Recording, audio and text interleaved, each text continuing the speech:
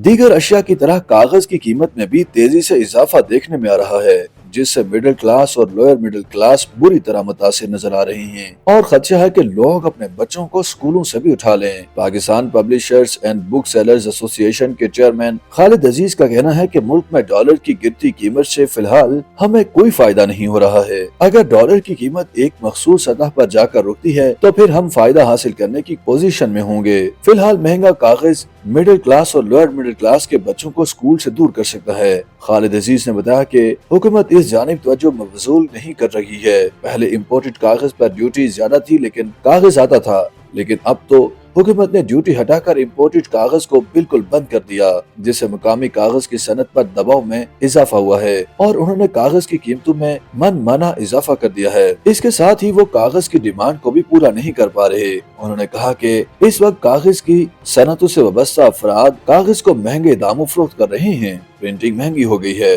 Binding के rate भी बढ़ा दिए गए हैं, बच्चों को इंतहाई महंगी किताबें बना कर दी जा रही हैं। इससे मिडिल क्लास और लोअर मिडिल क्लास के तलबा किताबों से महरूम रह जाएंगे। एक सवाल के जवाब में उन्होंने बताया कि बच्चे स्कूल नहीं जाएंगे तो चाइल्ड लेबर में इजाफा होगा, जो कि बच्चों की हक तलफी है। हुकूमत को चाहिए कि वो इस तरफ तवज्जो मबज़ूल करे। Chairman Pakistan publishers and book sellers association के मुताबिक इस वक्त तमाम ताजरों और होलसेल डीलर्स ने किताबों की कीमतों में 300 गुना इजाफा कर दिया है और कोई पूछने वाला नहीं।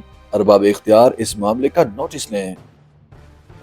YouTube पर गूगली न्यूज देखने के लिए youtube.com की सर्च बार में गूगली न्यूज टीवी टाइप करें। गूगली न्यूज के पेज पर सुर्ख रंग के सब्सक्रिप्शन वाले बटन पर क्लिक करना ना भूलिए। YouTube पेज पर अपलोड होने वाली वीडियोस से बाखबर रहने के लिए बेल आइकन पर क्लिक कीजिए। आपको हर नई वीडियो के बारे में नोटिफिकेशन मौसूल हो जाएगा।